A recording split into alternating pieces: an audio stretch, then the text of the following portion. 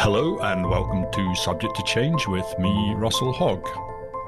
My guests today are Juan Jose Morales and Peter Gordon, and we're going to be talking about their book, The Silver Way.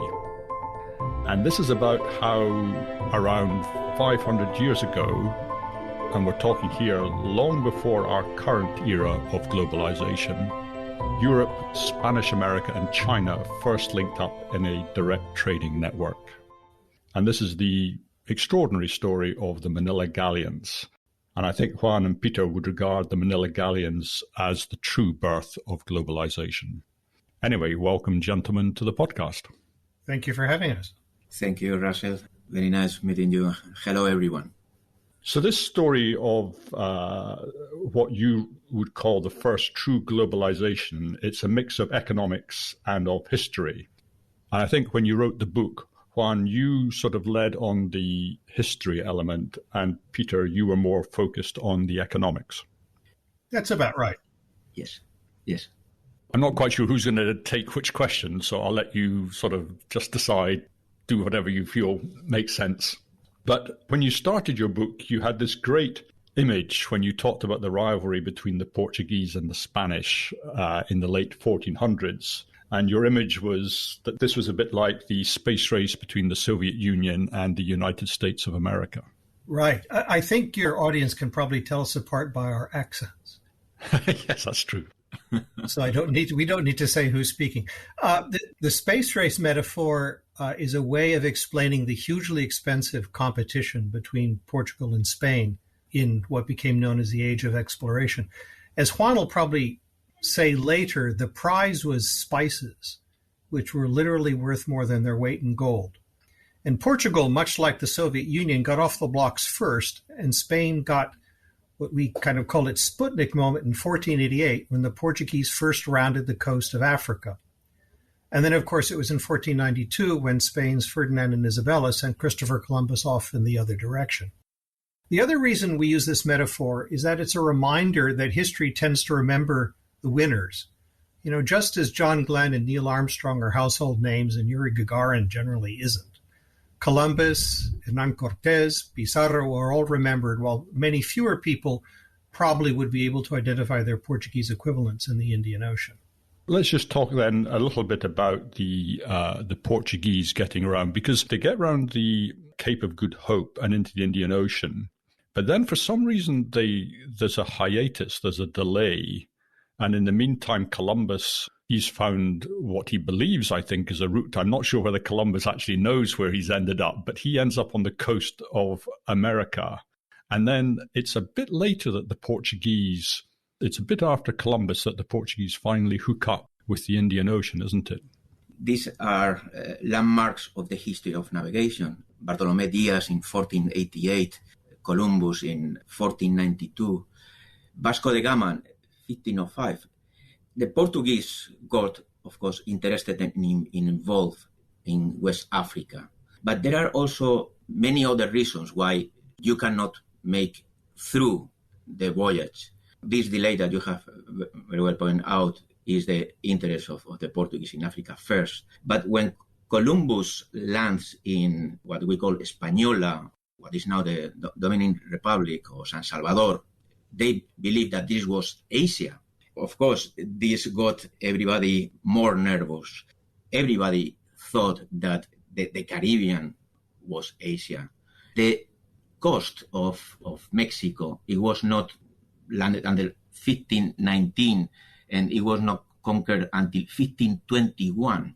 In this period, already they understand that this is a new continent, a new land.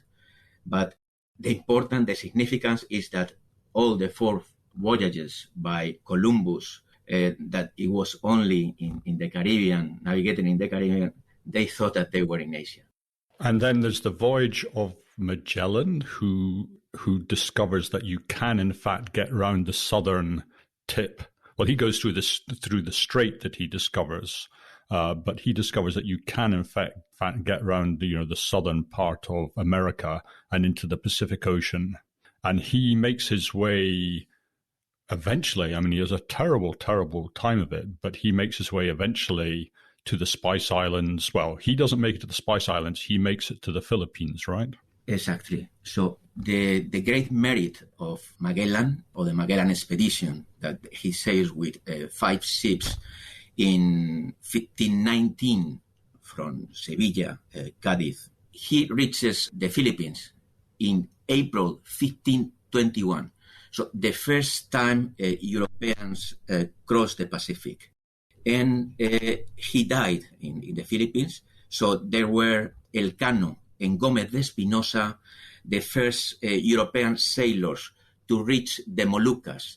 And it was in November 1521. So we have celebrated just 500 years of this landmark event.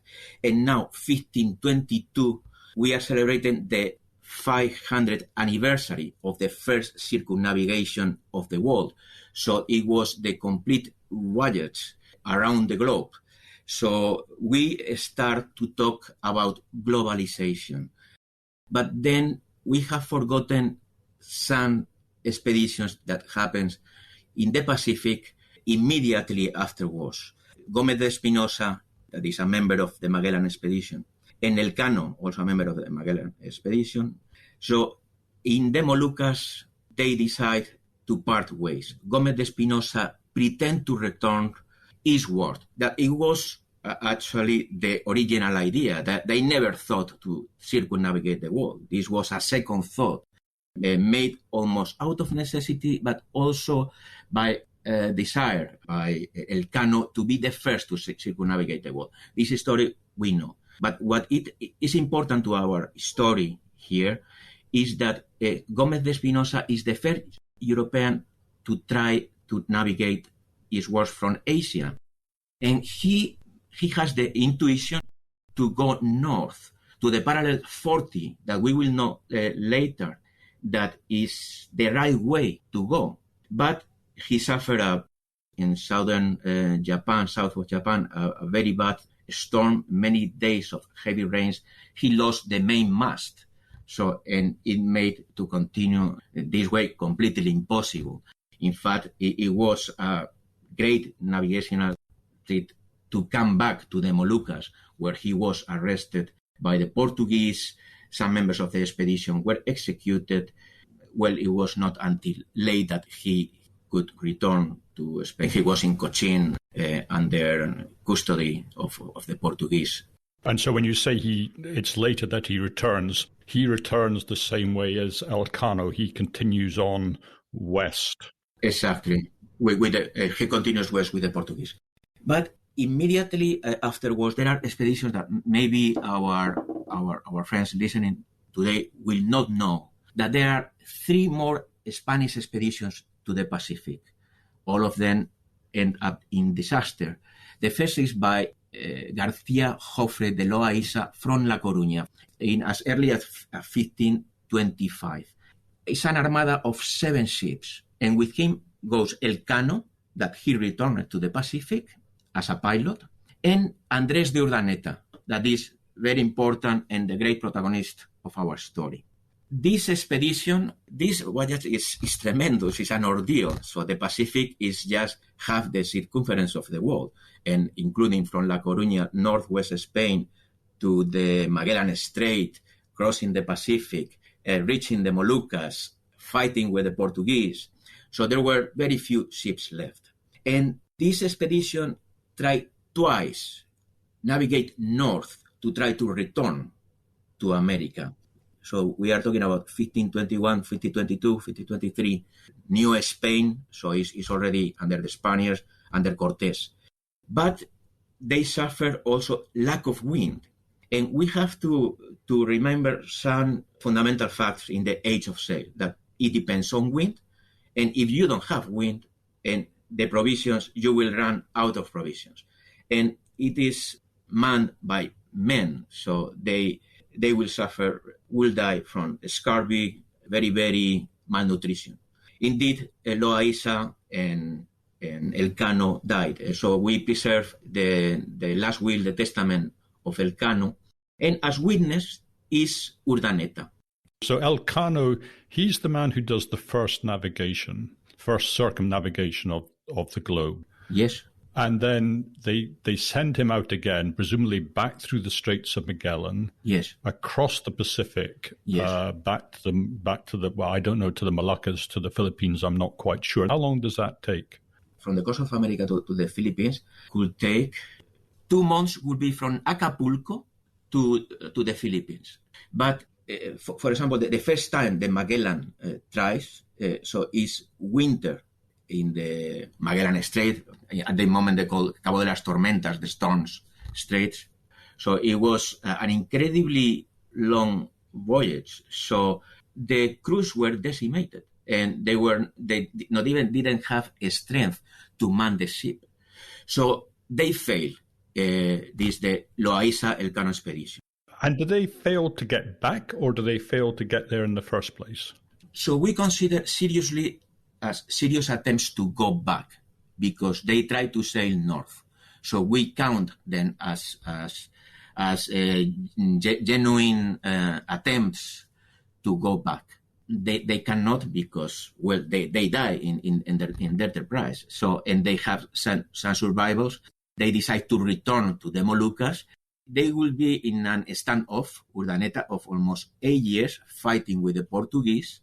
It was later with the Treaty of Zaragoza that these survivors could return. But to finish, or not to make too long this story, there are 2 other expeditions. Another in 1526. This is the first expedition that it will depart from Mexico, from the Pacific western coast of Mexico. That is commanded by Álvaro de Saavedra. And again, when they try to come back, and they fail. The ship is lost, and the other lost. And there is a last one by Ruiz López de Villalobos in 1542. Not so much, yes, with the destination, the Moluccas, but mainly the Philippines. And Ruiz López de Villalobos is the first to name the Philippines Filipinas. So in the name of the Prince of Spain, Philip II. Philip, that is prince at this time, because the king is Charles V, who is his father. But this expedition by Ruiz López de Villalobos, there is a survivor ship that tries and is lost in the Pacific. We don't know. So, and it will be from the 1542 until 1565 that is finally the decisive expedition that managed to reach Asia, the Philippines, and come back. And this is achieved by Andrés de Urdaneta. So what is in some ideas here. So it was a heavy cost in human lives, hundreds of lives, dozens of ships lost in the Pacific in this enterprise, trying to reach the Moluccas and try to find out a way back. But the knowledge survived. So they grasped the importance of the Moluccas, the relative importance of the Philippines, what they got, the relative importance of the trade with China and Japan, and those people draw maps. So the Spaniards map the Pacific. And this will be important with Urdaneta. He is the survivor, he will get the knowledge.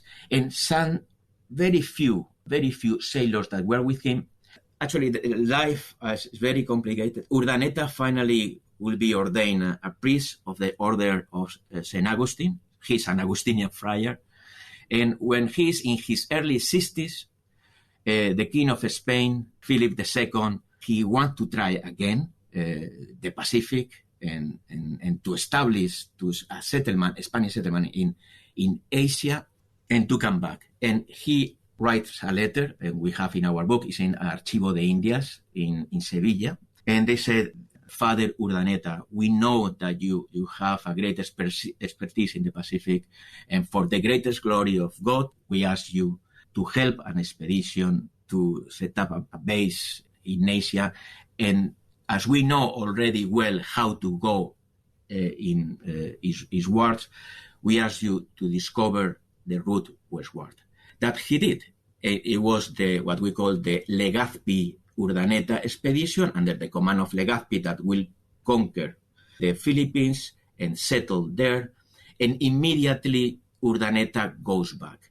He managed to reach the parallel 40 and the current of the Kuroshio, and to reach the coast of California and farther south, and to reach Acapulco and to reach Mexico. So this was the last and decisive greatest navigational feat that somehow we have told already, really the sequence of these things. So finally, not only he achieved to reach, but he mapped. It will be important because then the Manila Galleon route will follow for 250 years the same, without deviation, very lightly deviation. So both eastwards and westwards, linking finally Asia and America. Of course, it's not linked if you know only how to go in one way, and then to circumnavigate the world is an impossible task. But the world is round, and it is when finally we know the way back. And this happened in 1565, and thanks to Andrés de Urdaneta.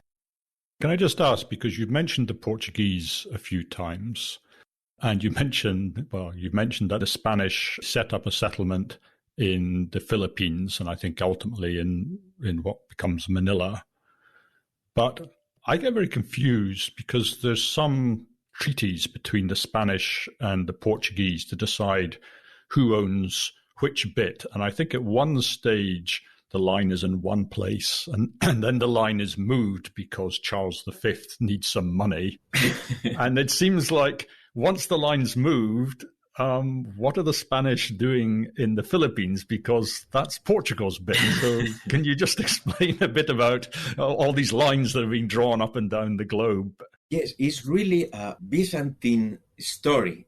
Sometimes even it has become like a joke, no? And they say, and the Spanish and the Portuguese divide the world with the Treaty of Tordesillas. Well, it's not a joke, or it's actually a joke to say that, because it's not actually this way. As the two Iberian powers, for the interest of both parties, they really understand that they have to reach an agreement. So how people go this way, the other way.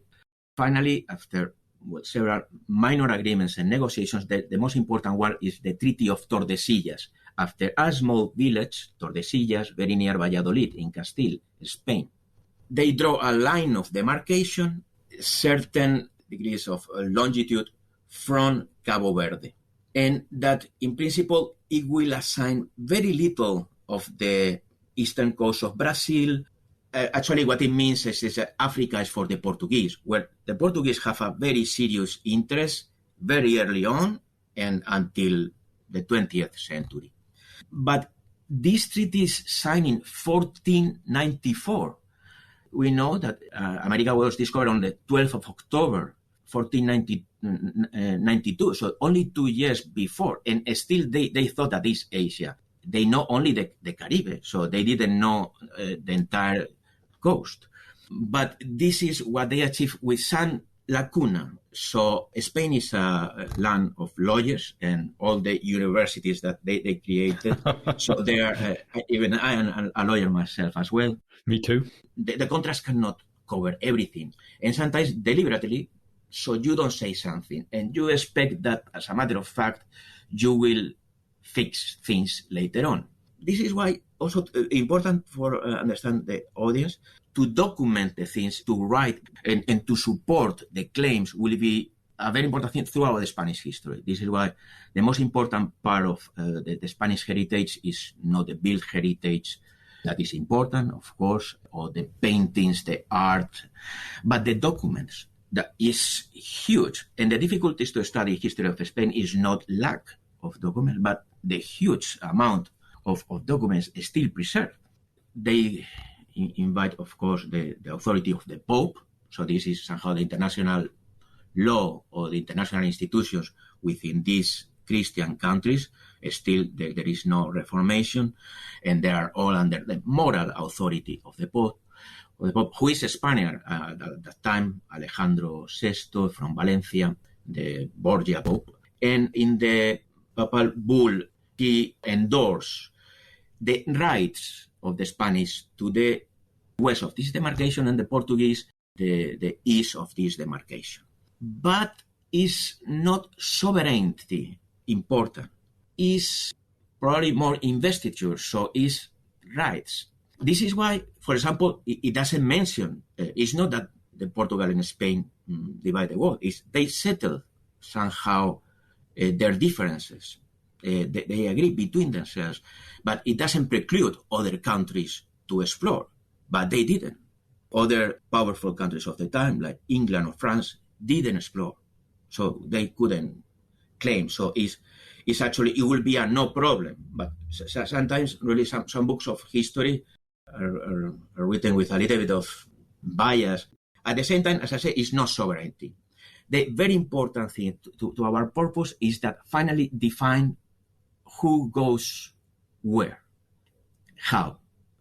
So the Portuguese will go to Asia eastwards through Africa, the Spanish only through the Atlantic, America, and the Pacific. And this will be forever, for centuries. So, and these lines is also not only as a matter of law, that as we have seen, the Portuguese were willing to enforce on pain of death. But finally, you have a line of supply and support for the Portuguese through Africa, for the Spanish through America. This is why, for the Spanish, Asia is not the Far East, it's the Far West. For the Spanish, Asia will be always an American enterprise, a trans-Pacific enterprise. Even the names of Asia, of those islands of Southeast Asia, will be Indias del Poniente. That means islands of the setting sun or Indies of the setting sun. And Philippines, when become Spanish, belongs directly to the jurisdiction of the Viceroyalty of Mexico with capital in Mexico. So also why the Pope was involved, or the Church was involved, because there is a mission to spread the gospel and to support the gospel. So the Portuguese will have to bear the cost of the apostolic endeavor in their route, and the Spanish in their own route. Let me finish with the Treaty of Tordesillas, is that longitude had not been established yet. So they didn't know how to measure. It was very rudimentary how to measure. The circumference of the Earth have not been established. It was not completely rightly measured. So this is why they continually move. Where they move, finally, also the Portuguese spread more lands in the Pacific, and finally the Spanish take over the Philippines, which actually, mathematically, geographically, should be part of Portugal. So one thing is the law, another are the facts. So I suppose, if I've understood what you're saying correctly, the basic idea is that the Portuguese will head out to the Indies around Africa. The Spanish will head out, through round America. Yes. And where they meet up in the Indies, there will be some sort of grinding of tectonic plates where, as much as the law, there's the facts on the ground will determine things. So Manila, strictly speaking, the Philippines, strictly speaking, are in the Portuguese zone, but it's a matter of who can enforce their will as much as what the law actually is. And they learn to sort of get along after a bit along these sort of slightly unclear lines of demarcation, if I can put it like that. That's right. Maybe also there is economics interest. So the Philippines, it was not as rich as the Moluccas. The Philippines has a little cinnamon, wax, iron, cotton, but it was not of the scale, of the dimension to support global trade. This could happen only with Chinese goods. So this is why the Portuguese were not interested in the Philippines. Okay, so we finally kind of got to the core. We sort of clambered through the footholds, and now we're actually on the mountain, because you've mentioned the word trade. And what is Manila for? Because, as you say, it's not a rich place. I guess they've conquered it from the local people. I don't know how hard they found it to settle it and to conquer it and to enforce their will, but pretty quickly the purpose of Manila is to trade with China, as I understand it. Yes, it was not so as cruel conquest as it happens in America. Also, there are social circumstances that the Philippines were not political and a nation state or a political unit. They were separate kingdoms. The Spaniards had started first in Cebu, so what is called Visayas, in 1565. It was not until 1571 that Legazpi found Manila. And Manila, because it has the Great Manila Bay. Manila Bay, that is a deep water bay, and this will afford global trade. Because, as you say, they grasp the importance of trade with China, but there were the Chinese who, as the Europeans, as the Spaniards settled in Manila, start to come immediately, enticing them to trade. So this is a very interesting phenomenon because although the Chinese have been trading with the Philippines for hundreds of years, at that time it was a very minor, small-scale trade. So the Spanish at the beginning, that they found a junk and a Chinese family, slaves, made slaves by the Filipinos, and they liberate them. And also there was a pirate in the area called Limahon, that the Spanish, that it was the scourge of the China's coast, and the Spanish managed to neutralize. So the relation with the Chinese started in a very good footing, which later on, unfortunately, Limahon escaped, and the Chinese were not very happy because it still was harassing the Chinese coast. But somehow the intelligence of the place is not fully complete, or how we get to know the same as a marketing operation. For example, in Asia, in Hong Kong, we'll set up a rep office, is just to learn. Well, they start to learn immediately, the Spanish. It is interesting also to know, as we talk about a silver way, that is a parallel in the concept to the Silk Road. That means a commercial route, which is a catalyst of economic and cultural exchanges. That this is also very important, this cultural part that we don't cover in our book, The Silver Way, that is more centered in the global aspect of the silver. But the Portuguese that were before the Spanish, they land for the first time in 1513. With 1519, they are expelled. They do very small scale trade from the beginning until the 1540s, and they don't achieve a port Macau until 1557. But they wrote very little. One of the reasons is because also they didn't have priests at the beginnings. It was St. Francis Xavier, the Jesuit, the Spanish Jesuit, who first went with them in the 1540s. He died in 1552 in the little island of San Juan. He couldn't put foot in China, actually. But the Portuguese wrote very little. Nothing was translated, and only a small booklet in Coimbra, but that was nobody knew. And it was not until 1577 that a Spaniard, Bernardino de Escalante, wrote a book that is Navigations of the Portuguese in Asia. And he takes part of what the Portuguese has been writing. And this book is translated 2 years later into English and immediately into other languages. So this is the first book on China with certain impact. And it will be a first embassy by Martín de Rada, one of those Augustinian friars. And he makes, for the first time, he says, well, this is China. This Cathay and China are the same thing. So the Cathay of Marco Polo and China are the same thing. So this happened in 1575, and it happens by Martín de Rada, a Spaniard, so not the Portuguese. These accounts by Martín de Rada, his embassy to the Fujian, that is South China, will be published by Juan González de Mendoza, who writes the book in Mexico, and becomes the first bestseller on China. Published in Rome 1585, published in Madrid, in Barcelona, in Valencia, 1586, immediately translated into English, French, Dutch, German, Italian, more than 30 editions, more than 40, 50, 60 years of publication. So this book, written by this Spaniard, is the one that supersedes Marco Polo. So the legend is behind. And finally, the history and the relation with China is with this book, that the history of the Great Kingdom of China. That is, the learned people of the time takes notice of this book. Montaigne, what he writes about China, is sent to this book.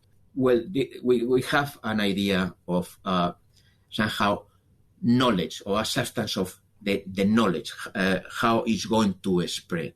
I better cut here, sorry, too long my... No, it's extremely interesting, and I'm interested in what you say about how the Portuguese didn't write much, because my sense of the Portuguese is sort of two things. One is that they're very secretive. They don't want to give away any trade secrets to their competitors, so they tend to keep all their information much closer than the Spanish.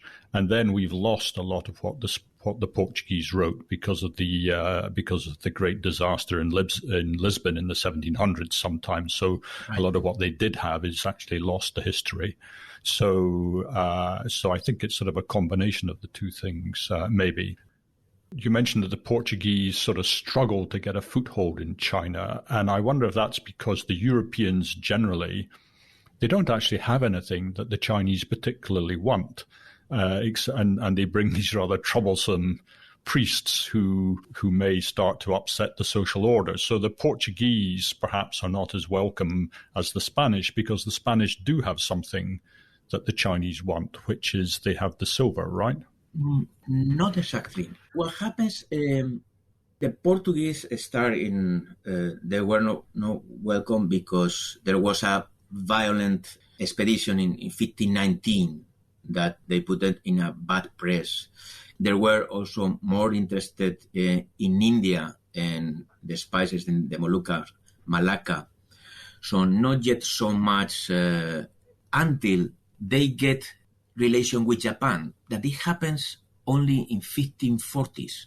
The Japanese have also discovered just recently great deposits of silver. And as the Chinese and the Japanese were at odds, the Portuguese became the middleman. So it was their luck.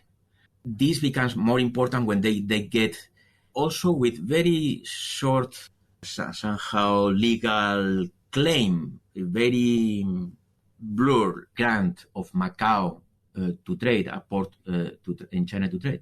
And they become the intermediaries. And between Japan and China, so they are taking Japanese silver into yes, China. Yes. So when do the Spanish, because they have vast reserves of silver, I think somewhere in South America that they're mining. There's some mine that's discovered, which then becomes the Manila Galleon, right? The silver goes one way and the Chinese goods go the other way. Exactly. Is that right? Is immediately. So even before 1571 that the Spanish found Manila, well, it was a settlement, a local settlement, but as a city, as a town. So the Spanish, if you allow me the joke, as we are here in Hong Kong, and I have so many English friends, so we say, the Spanish will say, when the Spanish conquered a place, so they found a village. So with the audiencia, so the court, the church, the bishop house, and a square, so a village, a town. And when the English conquered a place, they found a club.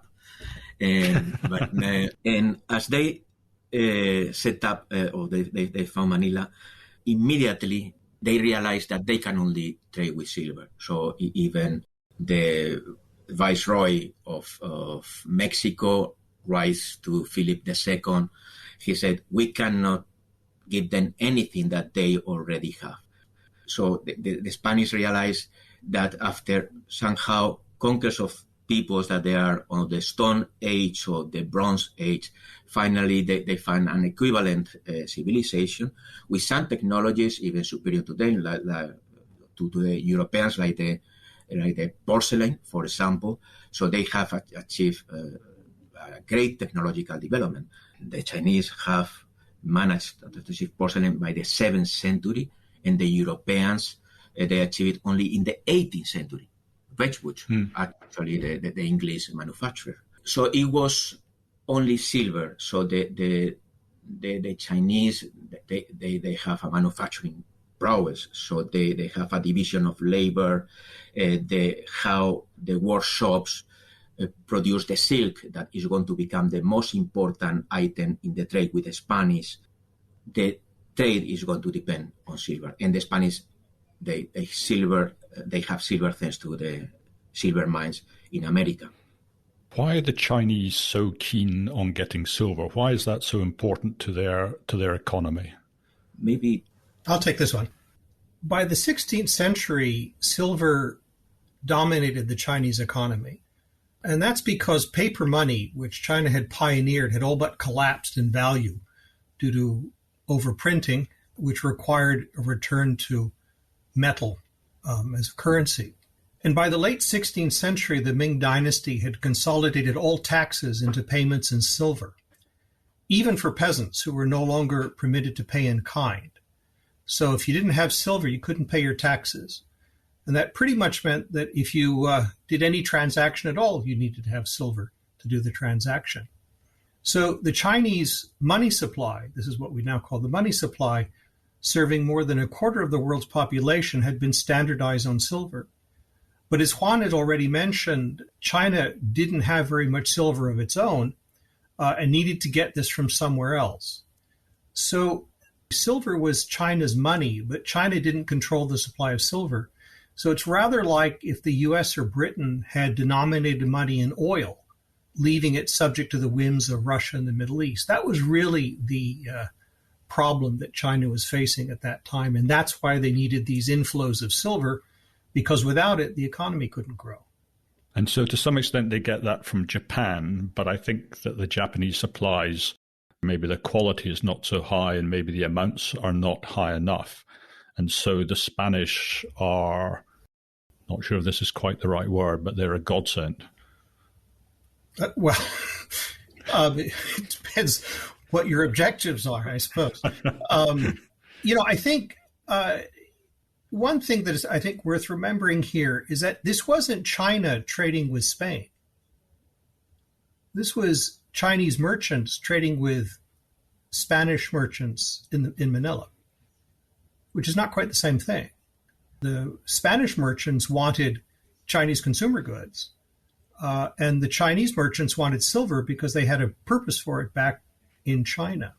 And yes, China needed a lot of silver, and that was the source.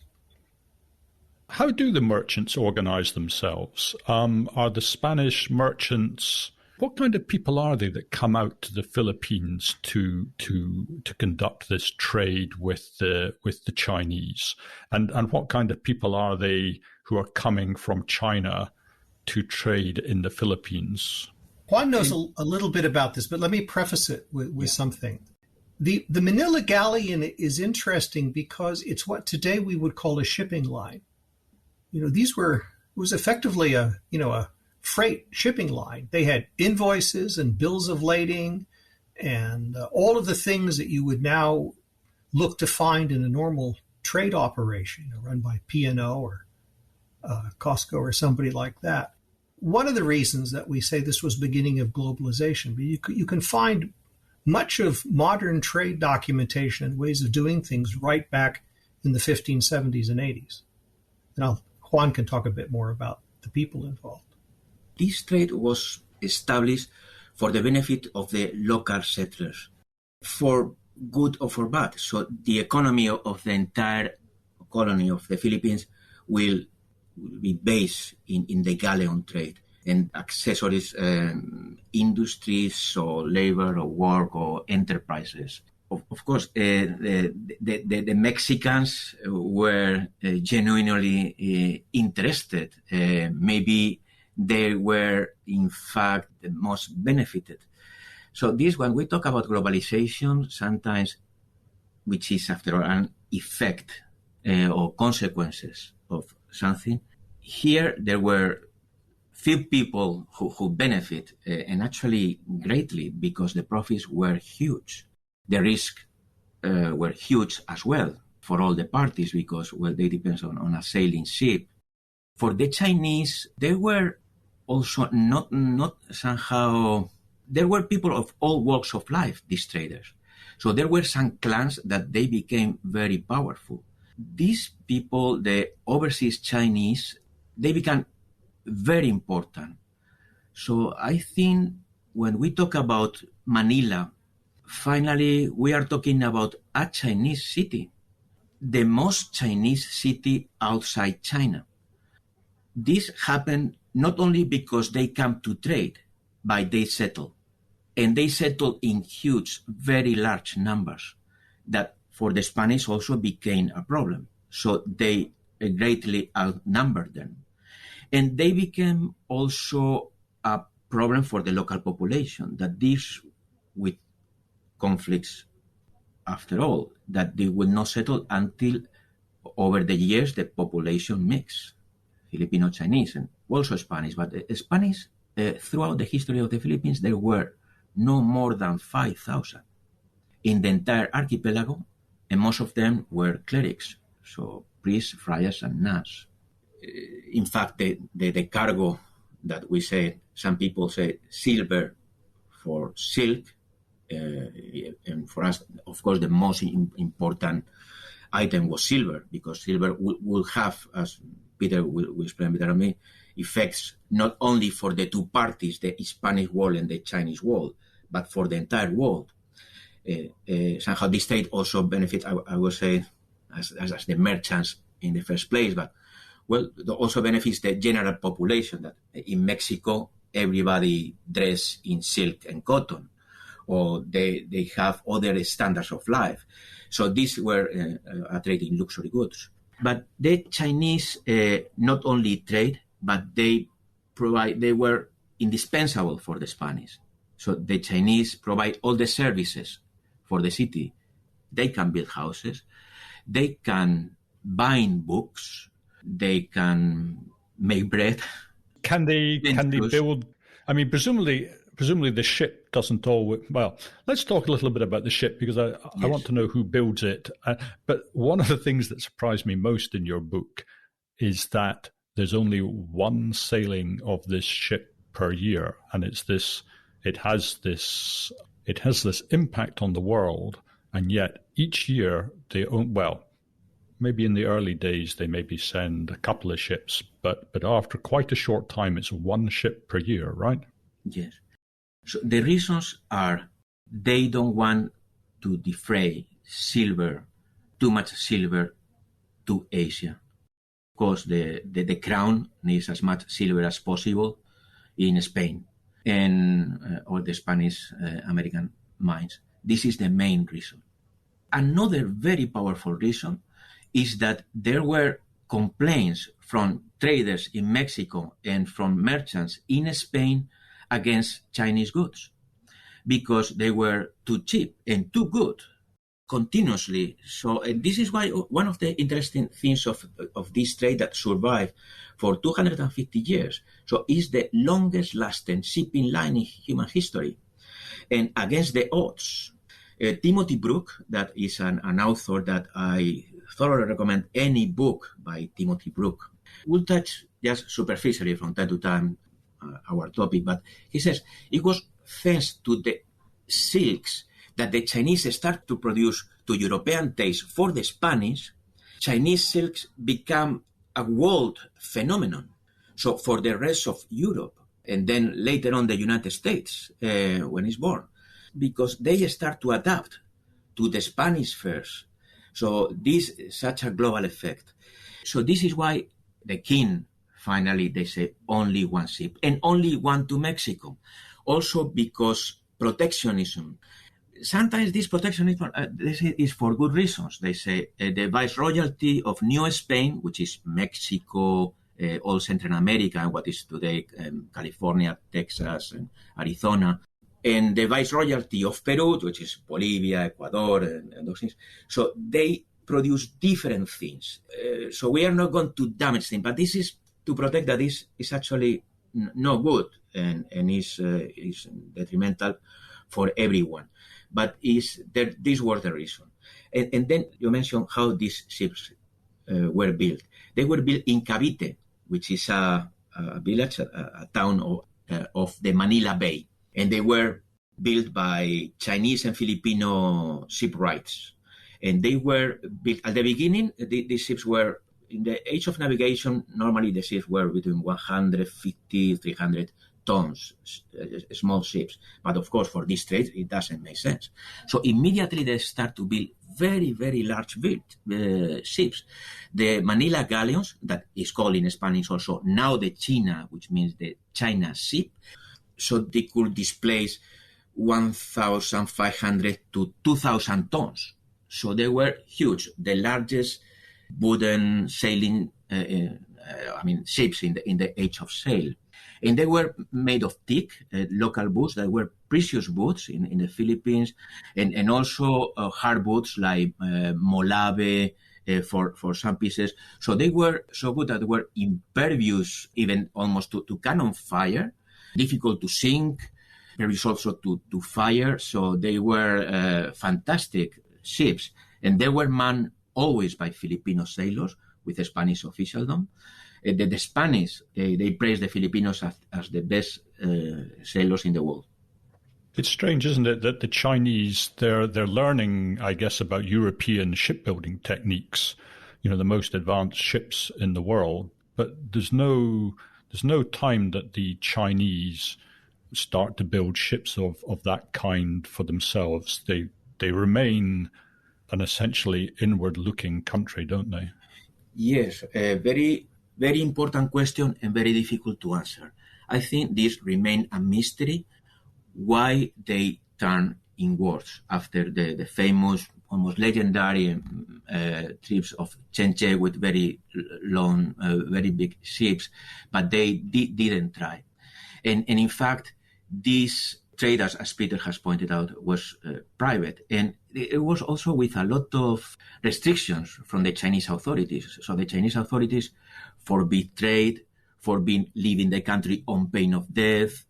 They even sometimes they remove the populations of the coast inland. But there was a need to trade. So desperate the need to trade, particularly if we are talking about southern China, mainly Fujian and Guangdong, and mainly Fujian. So they were the networks, the clans from the same people. So they were Min and Hua speakers. So what is called Southern Min, a special language, very difficult to understand by the rest of the people, so by the rest of the Chinese. And so they have very strong links and very intrepid people, great traders. The Spanish, actually, they didn't call it Chinese, they call them Sanglays, which is a word that apparently derived from their own language, the Min and Hua, that it means traders. To be part of this trade, they will even pawn their families, so they will be in bondage in China. So to try to get some investment, so they try to get into this business. Well, that's a way of raising capital. Your children are you're actually given insecurity. Is a form of desperation. I think we are talking sometimes with macroeconomics concepts like China has at that time the largest GDP, and it was a great manufacturing prowess, something that the Europeans didn't get until the Industrial Revolution. That is, the changing game happens with the English Industrial Revolution and the finance. China, it was contradiction, a land of contradiction, as it is today, at least for me. In fact, this Martín de Rada, that I would like also to point out some traits of Martín de Rada. Not only was a friar, he was a great astronomer. He had studied in Salamanca, that it was one of the most important universities of Europe at the time. He had studied also in the University of Paris. When in Mexico, because all the Spanish, of course, will go to Mexico, and from Mexico to the Philippines. So we have talked about a trans-Pacific American enterprise and far west for the Spanish.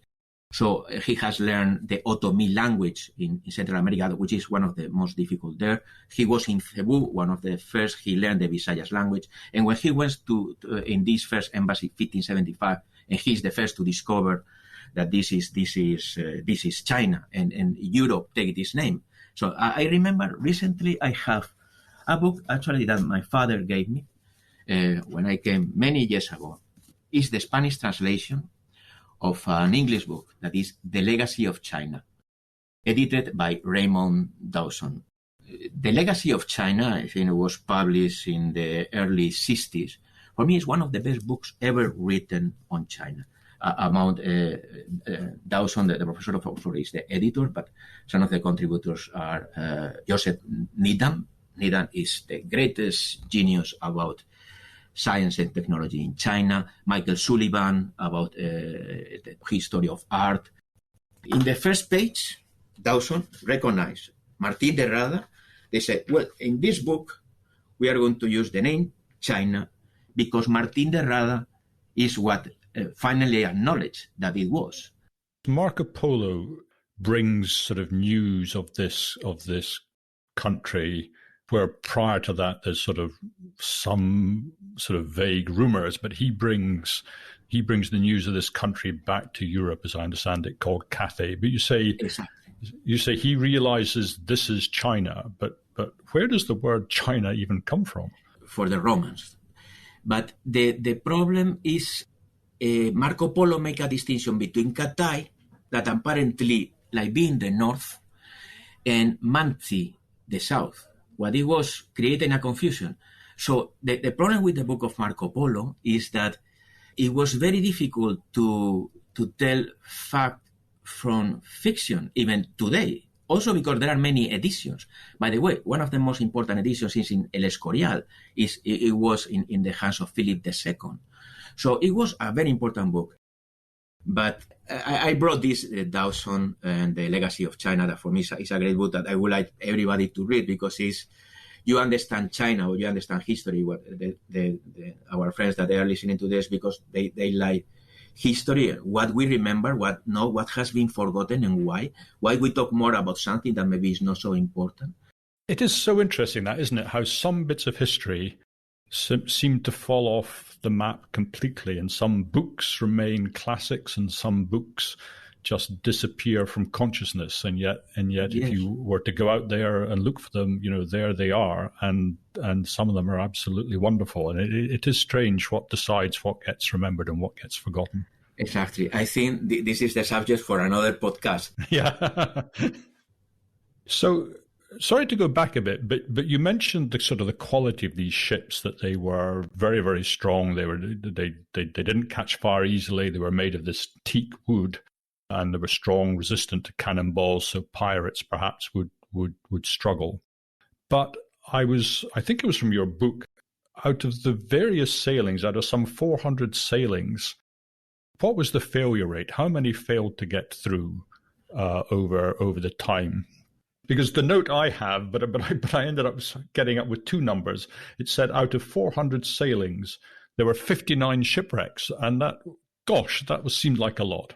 Sometimes the figures are changed from one sort to another. So for me, yes, we can say that shipwreck or lost 50, around 50. Captured by the British, 3. Some sources say 4. Some years didn't sail. Some years didn't sail because many reasons. Because tell me, sorry. Because I'm British, I'm interested in when the British managed to intercept the galleon, and you say that we know of 3 for sure, which I think is Cavendish. Well, there's Anson is the one that I'm particularly familiar with, because I think that's the only time they get the silver galleon. I think the other 2 attempts, they get the one carrying the trade goods, which must have been slightly disappointing compared to getting the silver one. Yes, I think it's also interesting to understand these encounters.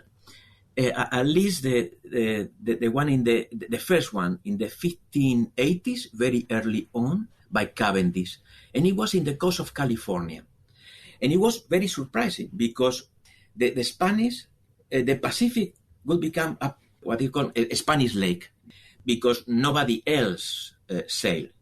The Spanish didn't have any defense or fortresses along the Pacific coast, but very surprisingly, Cavendish 2 ships appear in Northern California. So he reached Northern California and he intercepted one ship.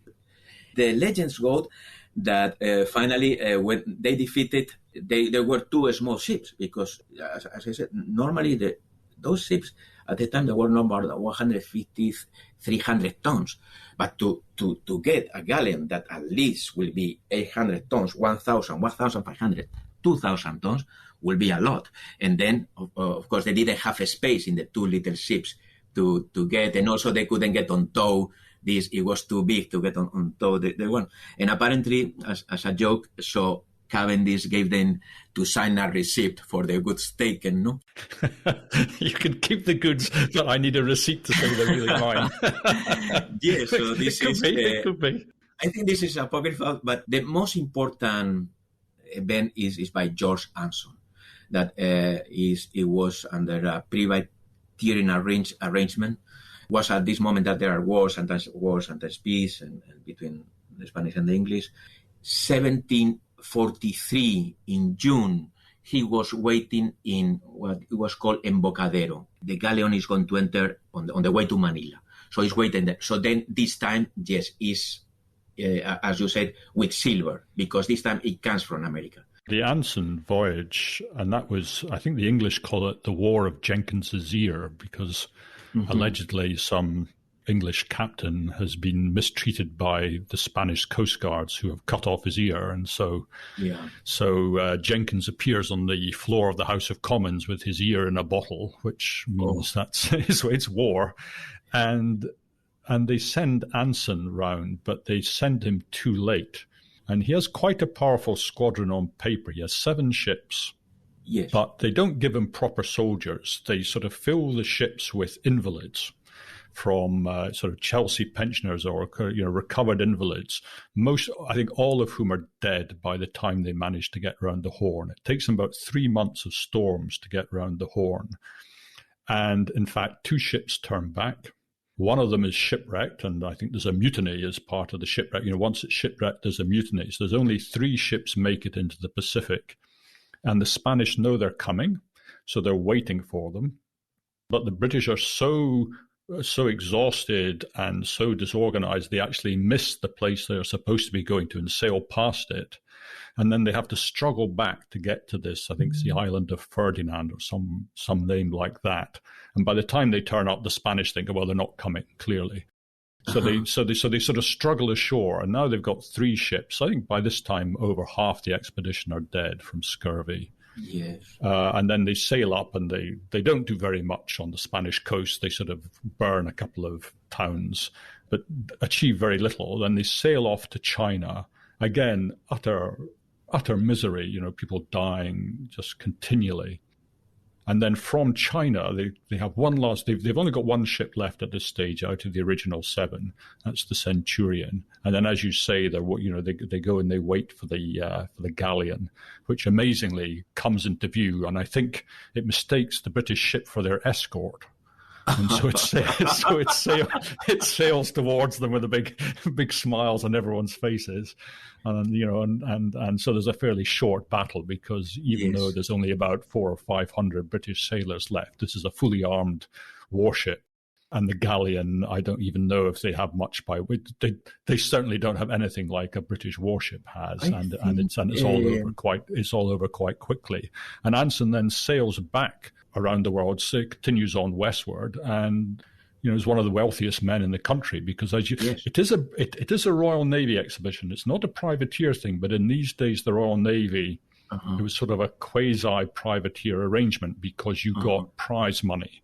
So he gets to keep a very large share of the treasure, and he becomes one of the richest men in England, and eventually becomes First Lord of the Admiralty. So it's the only part of that war that's a success for the British. I mean, even though they've lost almost all the men and all the ships, nonetheless, this is a great triumph, and the rest of the war has been a complete catastrophe, really.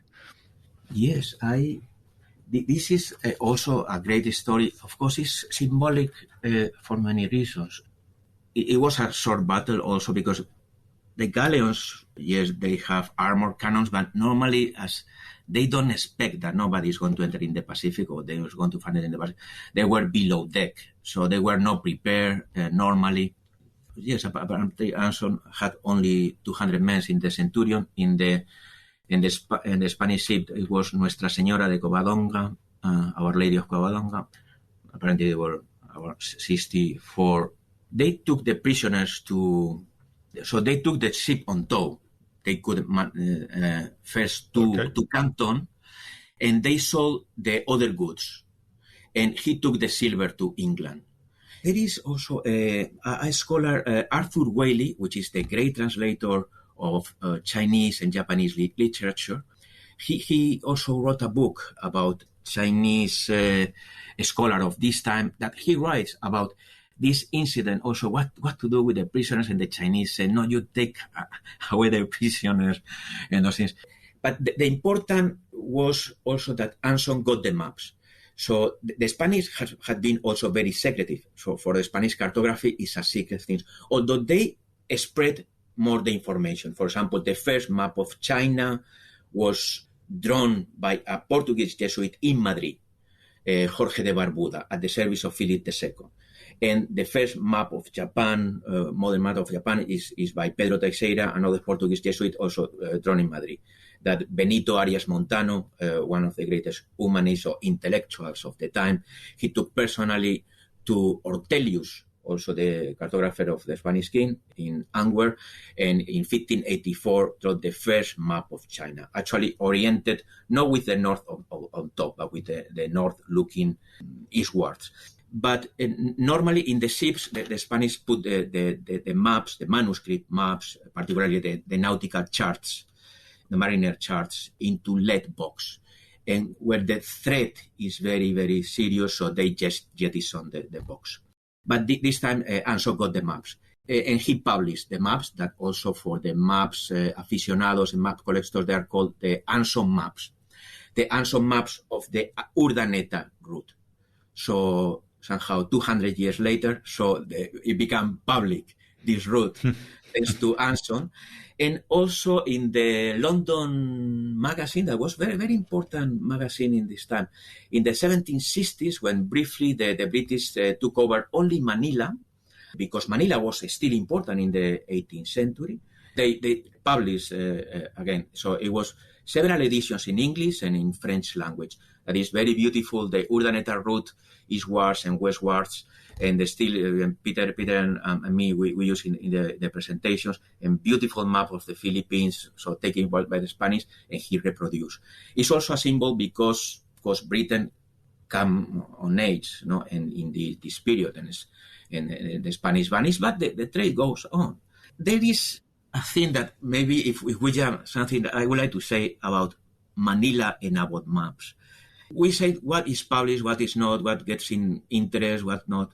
But also we are human and we see things and we make judgments.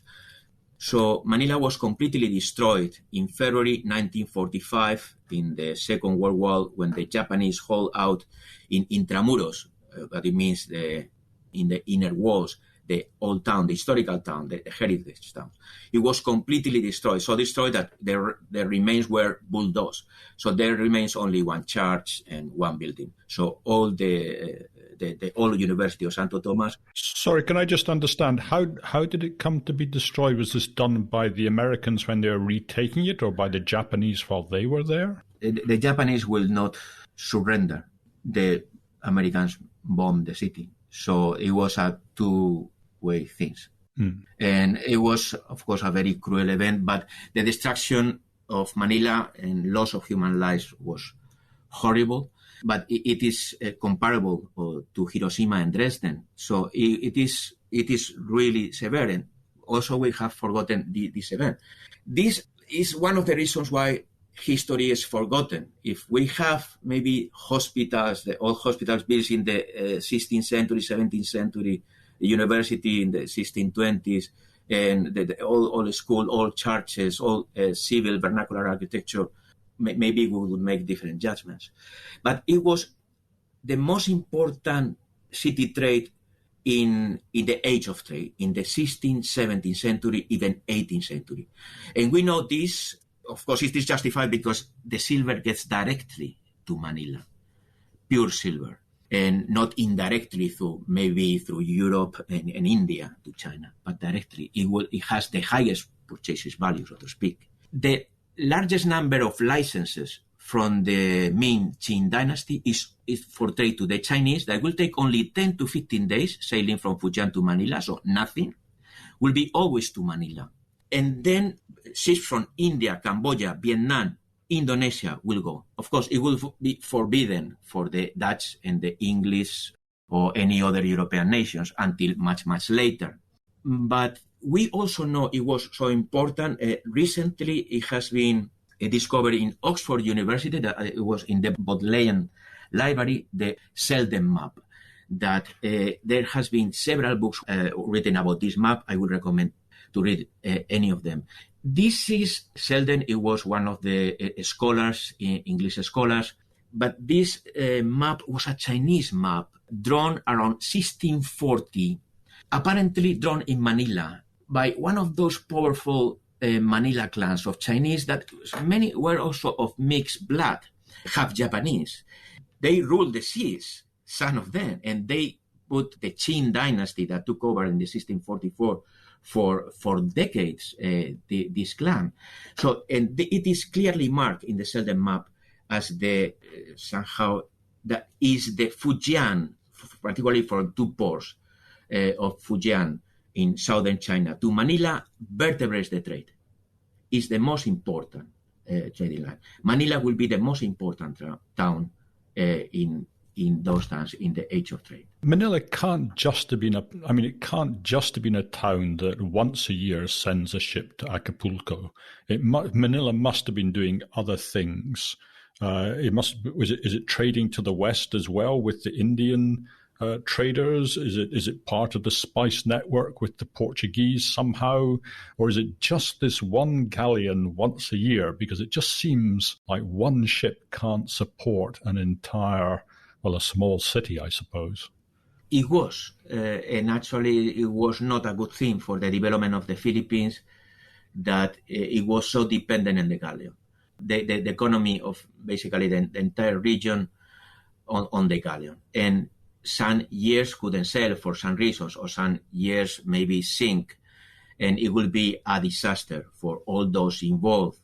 This was a negative aspect, in fact. And I'm sorry, Peter's been dropping in and out because of internet problems, and so thank you, Juan's been sort of carrying. Yes, you're back now, and so I just wondered if is there some aspect of the economic story that we should talk about, perhaps why it ended, what effect it had on the global economy, questions of the arbitrage, between of precious metals around the world. Things of that sort. Are there any of these things that we should talk about before we finish? Sure, we can run through them quickly. I think there's a sort of a fallacy. People think that because the Spanish had lots of silver, that everything was very cheap. And that was why the trade worked. But of course, if you think about it, that doesn't make a lot of sense, because for a merchant in Mexico, if he needed a peso, he needed an ounce of silver, he had to pay for it, still cost an ounce of silver.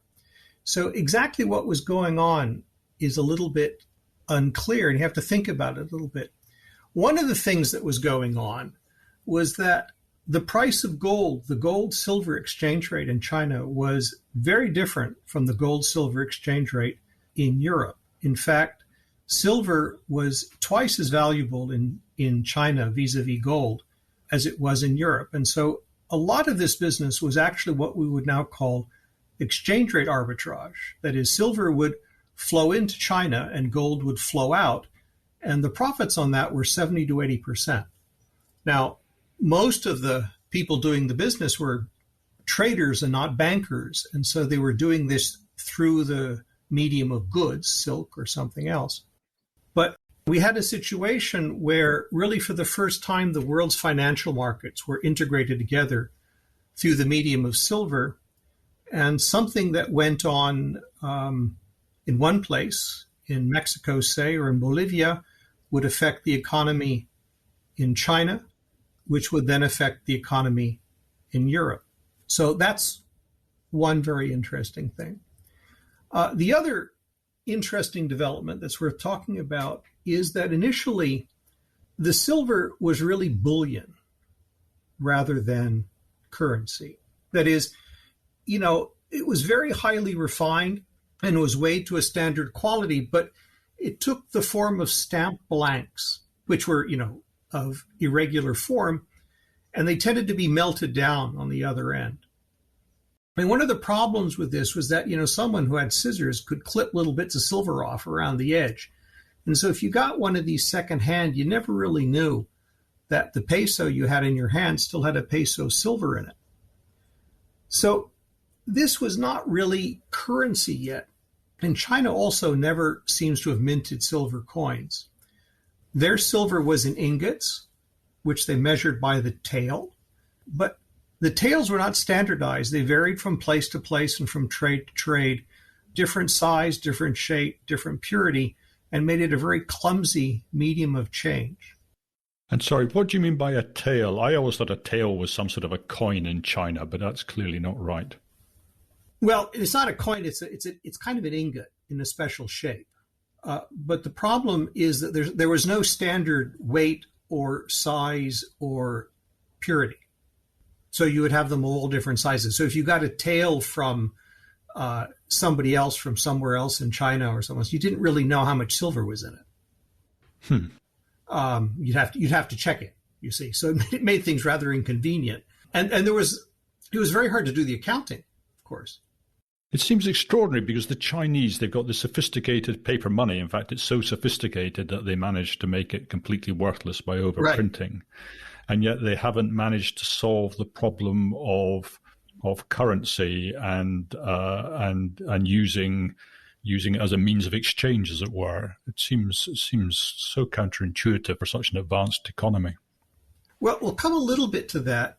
China, some of the paper money previously, for example, was denominated in silk. So this idea that, money is a coin that's made in gold or silver or something like that, this was not really a Chinese idea. I'll come back to this in just a minute. What happened was that in the 1730s, there were some technological innovations in the making of coins, and Mexico installed a new mint which made coins whose blanks were made on a milling machine. So they were consistent weight and size, but even more importantly, the edges were raised and they had serrated edges. So if someone had gone at the coin with a pair of scissors, you could tell. So, this served the purpose of these, strips that you see in dollar bills today or pound notes. They're security features so that you could tell if the coin had been tampered with. And so this became the most widely accepted currency in the world and was really the first coin to achieve pretty much universal acceptance. You could use them just about anywhere. They became currency in China. People would use them as coins. They were nicknamed Buddha heads because of the perceived resemblance of the busts of the Spanish monarchs to images of the Buddha. So because the Chinese had standardized on silver but didn't have their own silver currency, these Spanish, they were, reales de ocho, now known as dollars, these Spanish dollar coins progressively competed and replaced the tael. Because, if you have a standardized coinage, it makes trade easier. So there are lots and lots of examples of these Spanish dollars, these Spanish, pieces of 8, which can be seen today with Chinese chops, assay marks on them. And Chinese merchants would even do their accounts in these dollars. That is, there would be a virtual peso, if you like, and people would transact in these coins even when there were no actual coins. They would do it in some other kind of silver, but they would do the accounts in these dollars. And the coin, lived on beyond the end of the Manila Galleon, which came to an end in 1815. But in the 1850s, due to demand, the Mexican eagle dollar, which was exactly the same coin, was accepted as a substitute. Sorry, can I just stop you there? Because I never quite understood, why did the trade come to an end? What was the cause? Well, the proximate cause was the revolution. The revolution in Mexico. Yeah. mean, that was the proximate cause. Don't rebels need money and trade? What's revolutions got to do with business? Well, these although there were private merchants, it was still a state enterprise. So, the state in Mexico went into abeyance for a while, just before the revolution and just afterwards. But I think the other problem is that it was becoming uncompetitive. Right. You see, up until the latter part of the 18th century, as Juan had mentioned, the Pacific was a Spanish lake, and the Spanish pretty much had monopoly on it. But, there started to be ships from Salem, Massachusetts that went around the Horn and started trading with China directly. The British, were setting up their factories in Canton. By that time, you began to have people going from the west coast of the United States directly to China. And so the monopoly that the Spanish had on this trade had really gone away. And so it was much less competitive. The other thing that happened, we were talking about exchange rate arbitrage, is that because so much silver had flowed to China, the gold and silver exchange rates pretty much balanced out. And so the profits were lower. Right. The engine, the underlying, sort of the hidden engine of the trade had sort of run down, as it were. Right. So, it was much, much less competitive by, say, 1810 than it had been in 1780 or 1760. So when it stopped because of the political problems in Mexico, it never got restarted. Gotcha. But what did get restarted was the coinage, because there was demand from Asia for this standardized coin. And so Mexico really started minting them for export. And so the Mexican eagle dollar, when I first came to Hong Kong in 1985, you could still find these things in shops. People were selling them, Mexican eagle dollars from the late 19th century. And many of the Hong Kong companies, when they were first set up in the 19th century, their capital is listed as, so-and-so dollars Mex, is the way it was written down in the accounts of Hong Kong Bank. That was what capital was Mexican dollars. And the yuan and the yen are both direct descendants of this coin, exactly the same standard. And both yuan and yen mean round, as the coin was. And this is kind of the point. You see, the Chinese tail wasn't round. So that's why the word is actually the shape of the coin. And, even the British didn't use the pound in Hong Kong, but instead introduced the Hong Kong dollar on exactly the same model. And the story behind that is the first Hong Kong dollars were set up by a private mint, which went bust almost immediately. How can you go bust if you're a mint? That takes some doing. Well, because they had to buy the silver and produce the coin. So, a dollar of silver still cost you $1. So they needed to make money on the on contract from just doing the minting. I see. And so the business didn't make sense. So the equipment got bought up and shipped to Japan, where it was used to make the first yen coins. Gosh, that's really interesting. So, and of course, the American dollar is also exactly the same coin. The Spanish piece of 8, the same coin, was legal tender in the United States until the mid-19th century, and it was $1. And if, for American listeners, the expression 2 bits, which means 25 cents, comes from the old piece of 8. They used to cut it into pieces, right? And where does the piece of 8 come from? Where's the 8? Because it's a peso is 8 reales, 8 reales. And what's a reale then? Reale was a smaller currency in it. Gotcha. So one coin was right. They were called peso de ocho. And in English, that became peso, became piece, and ocho became 8, and that's where the word piece of 8 comes from. Oh, I see. So it's not a piece really. It's just a slight corruption of pesos. Yeah, exactly. Yes, yeah, exactly. I think in Robert Louis Stevenson, they mention in the Treasure Island. That's the only place I have this word piece of 8 from. Is I have some vision of a parrot and a man with a wooden leg. But this is so finding out what the real story is behind this. It's so interesting to me. And the other sort of interesting thing about this is that the center of all of this was not London, and it was not New York, and it wasn't even Madrid. It was Mexico City. This was like the center of the world at that time, because that's where all of this was happening. These are coins minted in Mexico, They were traded up into the United States. They became the trade dollars all throughout Asia. The coins were accepted around the world. So in a sense, Mexico is the financial center of the world, or at least the supplier of the financial centers of the world. Well, we call it the first world city. That's the term, people use for places like New York and London and Hong Kong. But the first one was probably Mexico City. That was where all the fiscal standardization happened, where the trade happened, where the shipping lines came and met, where people traded everything, from jeans spelled with a G to textiles to everything. And as Juan says, to some extent, it's a story that's slightly just slipped out of view. Yes. Well, I hope anyway that your book, The Silver Way, which I cannot recommend enough, and it's, I don't know what it is, about 85, 90 pages long, and it's an extended essay, I guess you would say, it's a long essay or a short book. I'm not quite sure which.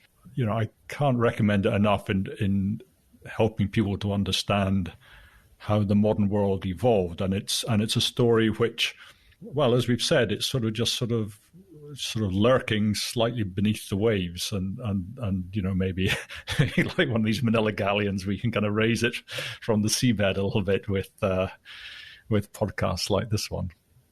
Hope so. Okay, gentlemen, thank you so much for your time. I've taken up so much of your time, I can't quite believe it. But as I say, thank you very much indeed. That was fascinating, and I'll just say again to the listeners, do please get hold of the book. It's absolutely terrific. Well, thank you for having us on. Thank you.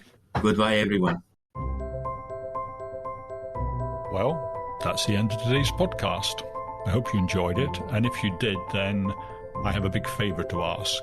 I don't look to make any money from the podcast. There's no advertising or anything like that. I just do this because I enjoy speaking to the guests, and I'm keen for them to get as big a audience as possible, because I think they are really, really good people. So if you could share it on whatever social media channel you use, tweet it out, whatever it is, and even better, if you could leave a review on iTunes, that would be absolutely fantastic. Anyway, goodbye for now.